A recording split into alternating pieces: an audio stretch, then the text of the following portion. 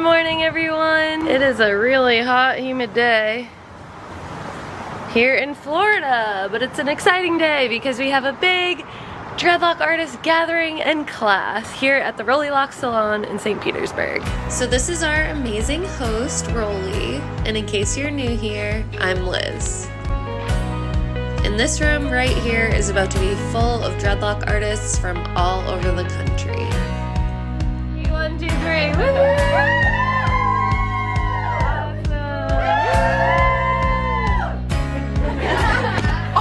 I just want to thank everybody, on behalf of everybody, for being here. We are all here to help each other. One of the best things I've done is working with other dreadlock artists. Get it.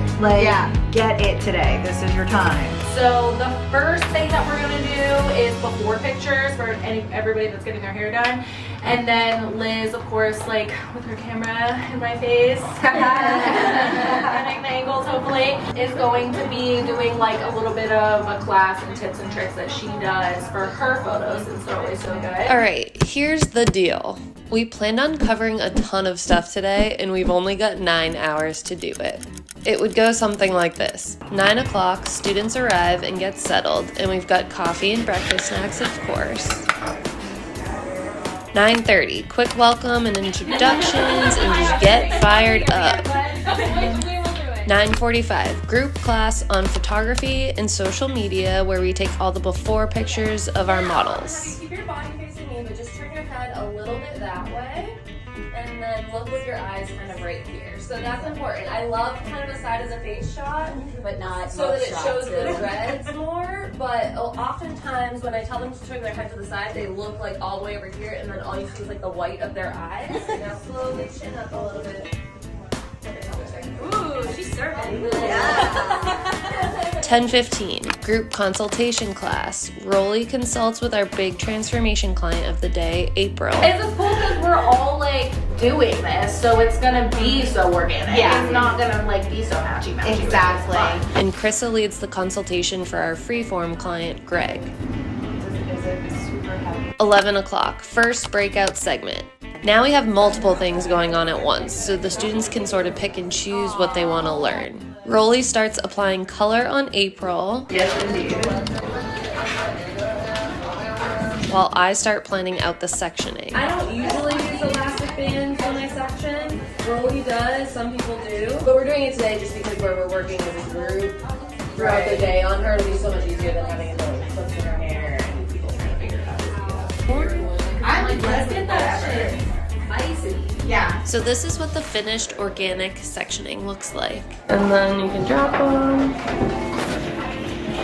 Meanwhile, Krissa starts a deep cleanse service on our freeform guy, Greg. When there's a lot of build-up like that, yes. Simultaneously, Meg and Mindy start teaching pre-made extensions that we'll be later using on our big transformation client, April. This brings us to 12:30, which is a well-deserved lunch. We got a bunch of delicious pizzas with all the vegan and gluten-free options, of course, because we're a bunch of hippies. Oh god. Trying to take a picture. After lunch, Meg and Minnie talk a little bit more about extension hair to the group, about quality and how it's sourced, and their new ethical human hair extension line that they'll be launching soon. This is the first collection that Is that congratulations? Yes. Under like the black backpacks that we just got. Yep. 1:15, second breakout segment. Wendy applies the second process on April with fashion color, while Rollie teaches her signature crochet technique and custom extension attachment method.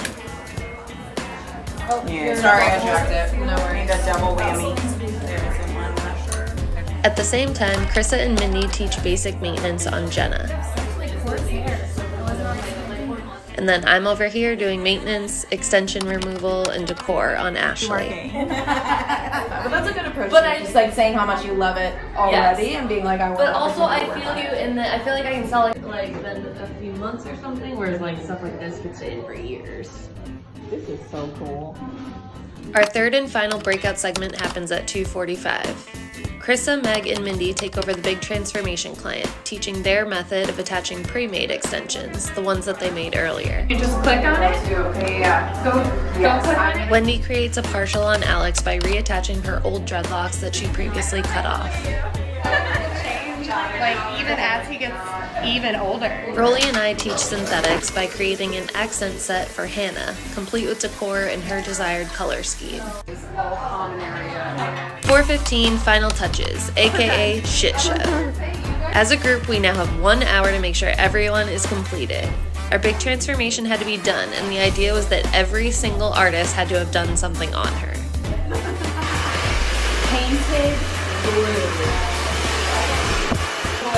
Yeah, like the Backstage vibes. Everyone was encouraged, whether they had a service done or not, to just jump in, decorate each other, style, temporary tattoos, whatever. Anything goes. I've been trying.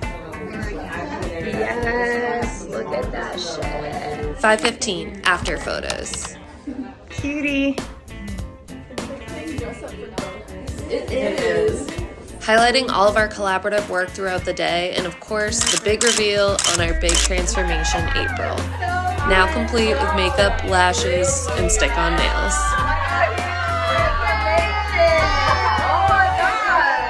Give us a 360. And like put your hand kind of like, yeah, like you like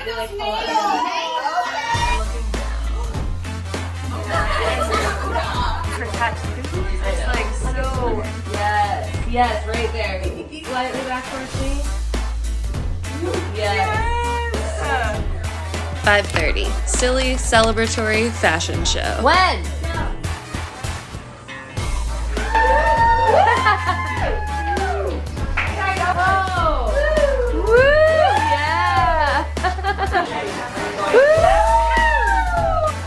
Yeah.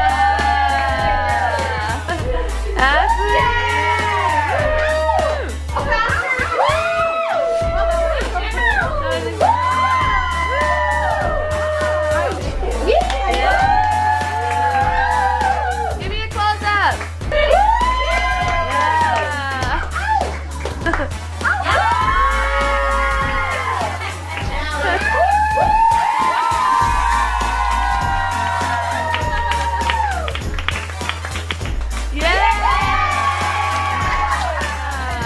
Everybody get in there. Who cares?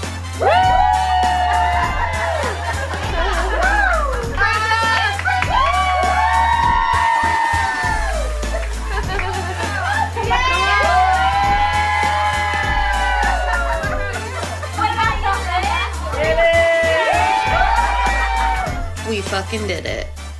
It was a lot of hard work to put this all together, a lot of moving parts, and a lot of cooks in the kitchen. And at one point, it almost didn't happen. But when you keep showing up, keep putting in the work, and supporting each other, sometimes things work out even better than you originally planned.